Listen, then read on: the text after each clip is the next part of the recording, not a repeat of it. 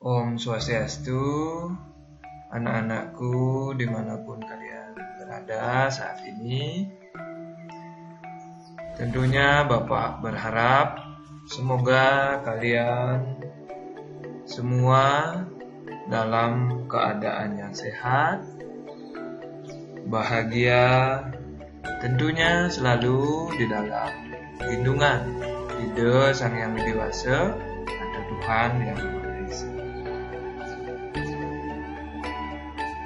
Kali ini kita akan belajar pendidikan agama Hindu dan Budi Pekerti. Melalui video pembelajaran kita kali ini, dan Bapak sangat berharap kepada kita semua, mudah-mudahan dengan video pembelajaran ini anak-anak belajar dengan penuh rasa senang, penuh semangat di dalam mengikuti setiap atau semua materi yang ada di video pembelajaran ini. Anak-anakku yang Bapak banggakan, ini adalah materi yang akan mengawali pembelajaran kita di semester 1 ini. Tentunya ini adalah materi di bab 1 yang berjudul nilai-nilainya yang terkandung dalam Ramayana. Inilah materi yang akan kita pelajari. Kemudian anak-anakku semua, tentunya di dalam setiap kita mengawali berkegiatan, beraktivitas, marilah kita senantiasa mengaturkan doa ke hadapan Yang Widi, supaya kita senantiasa dianugerahi keselamatan, kerahayuan, serta sesuai dengan tujuan. Nah, dalam pembelajaran kita kali ini, mari kita berdoa bersama-sama anak-anakku semuanya sebelum kita akan mengawali pembelajaran. Baik, anak-anakku semua, silakan mengambil sikap yang sempurna untuk melakukan doa. Doa akan Bapak pandu, yaitu kita mengaturkan doa Saraswati Puja. Baik anak-anakku, doa kita mulai. Om Saraswati Namastuhyam Waradia Kamaru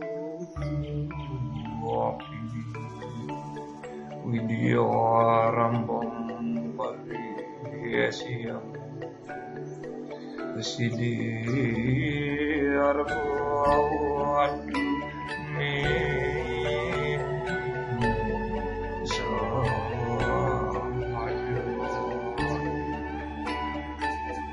Om Yang dalam wujudmu sebagai Dewi Saraswati, sembah rendah hati hamba kepadamu yang merupakan pemenuhan semua keinginan hamba. Hamba mulai belajar dengan permohonan agar Engkau melimpahkan karuniamu pada Om Santi, Santi, Santi. Om. Baiklah anak-anakku, doa selesai. Jadi kita akan mulai belajar. Sebelum kita melangkah ke materi yang pertama, ada beberapa dari pelaksanaan pembelajaran ini yang merupakan tujuan pembelajaran yang mesti kalian pahami terlebih dahulu. Yang pertama yaitu memahami hakikat dan pengertiannya. Kemudian menjabarkan pembagiannya. Kemudian selanjutnya memahami nilai-nilainya yang terkandung dalam kitab Ramayana. Kemudian yang terakhir yaitu menyajikan pelaksanaan yajna menurut kitab Ramayana dalam kehidupan. Baiklah anak-anakku, itulah beberapa tujuan pembelajaran kita kali ini. Mudah-mudahan dapat dipahami dan lebih jelasnya. Mari kita mulai belajar di materi yang pertama.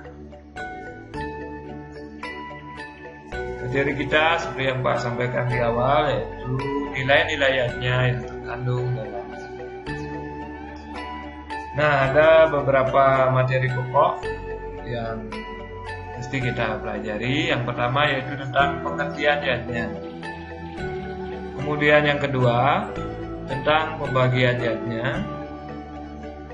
Yang ketiga, bentuk-bentuk pelaksanaan yajna dalam kehidupan sehari-hari. Yang nomor 4, ringkasan cerita Ramayana. Dan yang nomor 5, anak-anakku sekalian, nilai-nilai yajna dalam cerita Ramayana. Baiklah anak-anakku, jadi kita akan isi pertemuan ini dengan materi yang nomor 1 dan nomor 2, yaitu tentang pengertian yajna dan pembagian. Baiklah kita mulai dari pengertiannya. Apakah yajna itu? Mari kita pahami bersama. Secara etimologi, yajna berasal dari akar kata yaj, yang artinya memuja atau memberi pengorbanan atau juga menjadikan suci. Itu secara etimologi. Kemudian dalam Rigveda Mandala 8 Sukta 40 Mantra 4 dijelaskan di sana bahwa yajna artinya pengorbanan atau persembahan. Nah, maka dari itu anak-anakku semua, jadi pengertian yajna adalah suatu perbuatan dan kegiatan yang dilakukan dengan penuh keikhlasan untuk melakukan persembahan kepada Yang Widi atau Tuhan Yang Maha Esa. Jadi itu adalah pengertian dari yajna. Nah, selain itu ada unsur-unsur di dalam kita melaksanakan atau mempersembahkan yajna yang meliputi sebagai berikut. Yang pertama, unsur-unsurnya adalah mesti ada karya. Karya itu artinya perbuatan. Kemudian ada sreya. Sreya itu artinya tulus ikhlas. Dan budi. Budi itu adalah kesadaran. Dan yang terakhir ada yang disebut dengan bakti. Bakti itu adalah sebuah persembahan. Nah, itulah unsur-unsur yang ada dalam pelaksanaan yajna. Dan kita lanjutkan. Terus ada sekarang pertanyaan ketika kita telah memahami atau mempelajari tentang arti apa itu yajna. Sekarang ada pertanyaan, mengapa kita mesti melaksanakan yajna? Kiranya ada beberapa jawaban yang mungkin sudah ada di benak anak-anak sekalian. Mari kita lihat apa sih yang menyebabkan manusia untuk melaksanakan yajna. Nah, yang melatar belakangi manusia atau umat Hindu khususnya untuk melakukan yajna adalah adanya yang disebut dengan rena. Rena itu adalah hutan. Nah, kemudian yang dirumuskan menjadi trirena, yang artinya adalah 3 hutan. Dari trirena itu menimbulkan panca yajna, yaitu dari dewa rena menimbulkan dewa yajna dan huta yajna. Dari resi rena menimbulkan resi yajna, dan dari pitra rena menimbulkan pitra yajna dan manusia yajna.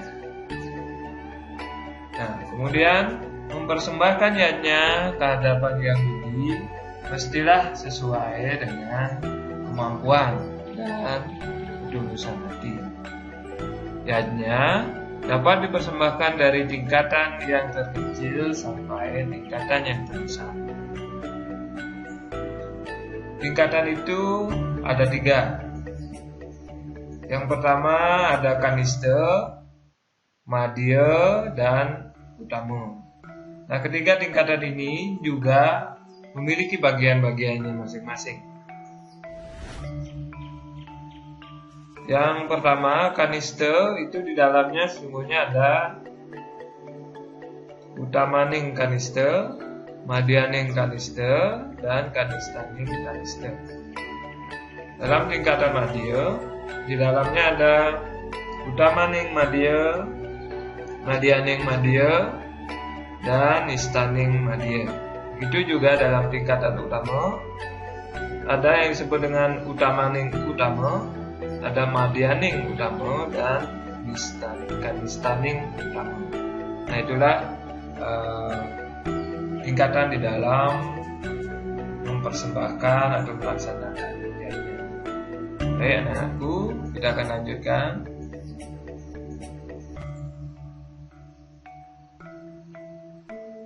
Selanjutnya dijelaskan tentang yajna itu dalam kitab Atharva Veda.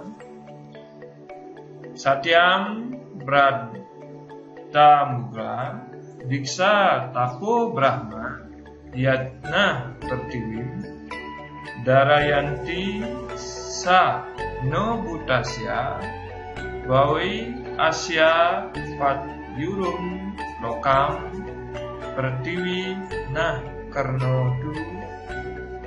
Itu ada dalam Atharva Veda Mandala 12 Sukta 1 Mantra 1. Terjemahannya adalah sebagai berikut.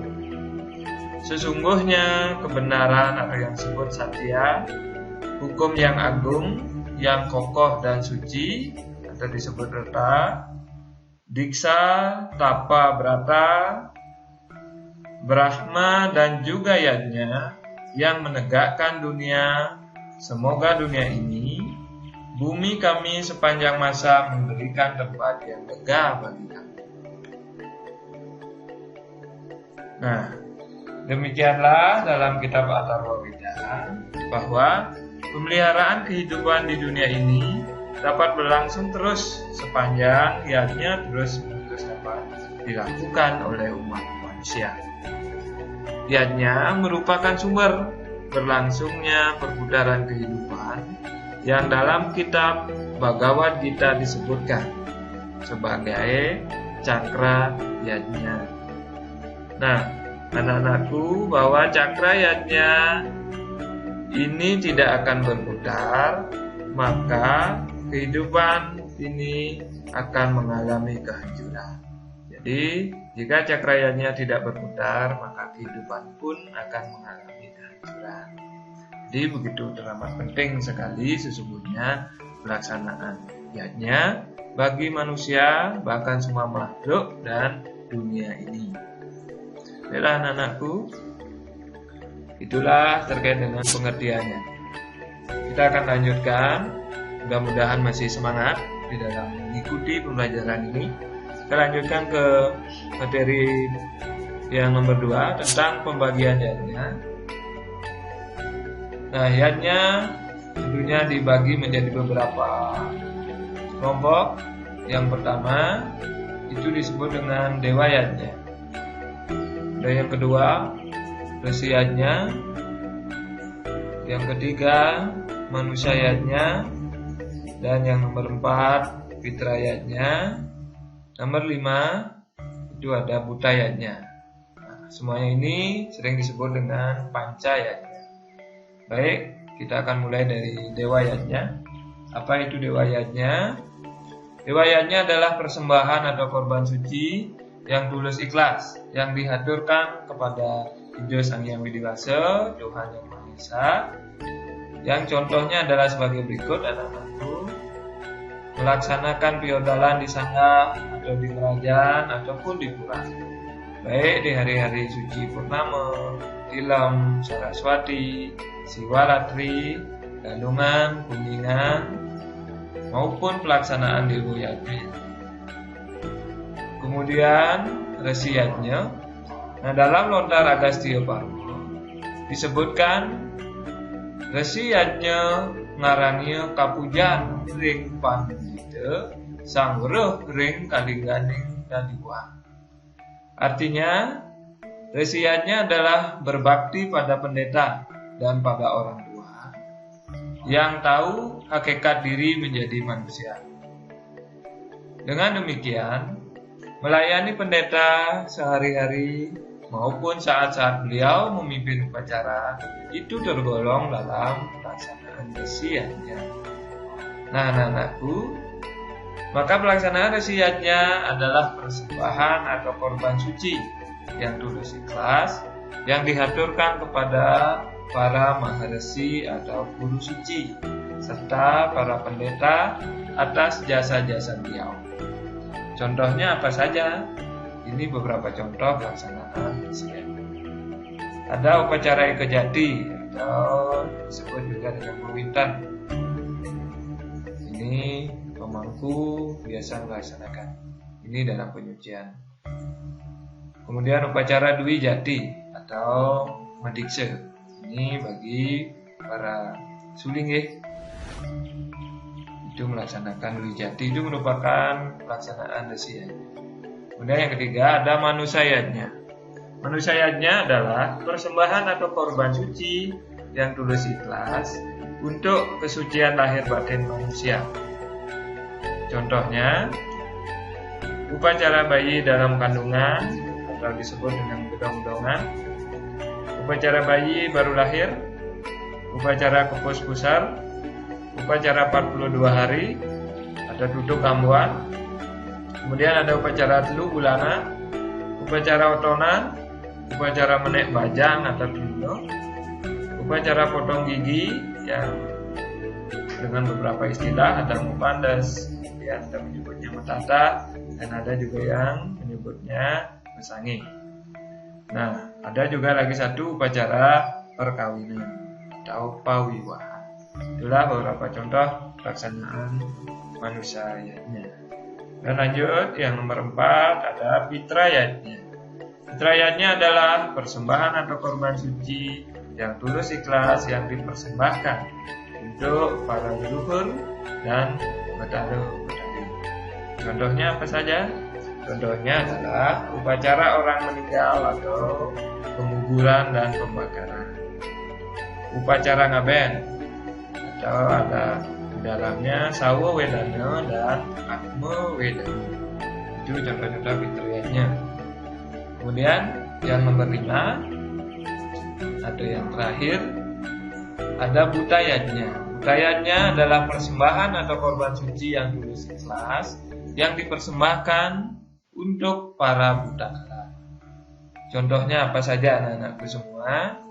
Itu contohnya ada masega, ada upacara mecaru, upacara taur, upacara panca wali krama, upacara eka dasarudra. Nah, itulah beberapa contoh butayatnya. Anak-anakku sekalian, kita dalam pertemuan video pembelajaran session pertama kita cukupkan sampai pada pembagian yatnya. Mudah-mudahan apa yang Pak sampaikan dalam video ini dapat menuntun serta menjadi media pembelajaran bagi anak-anak semua, dan apa yang tersampaikan tadi mudah-mudahan dapat dipahami dengan baik. Baiklah, teman ini mari kita akhiri dengan mengaturkan para musanti. Om Santi Santi Santi Om.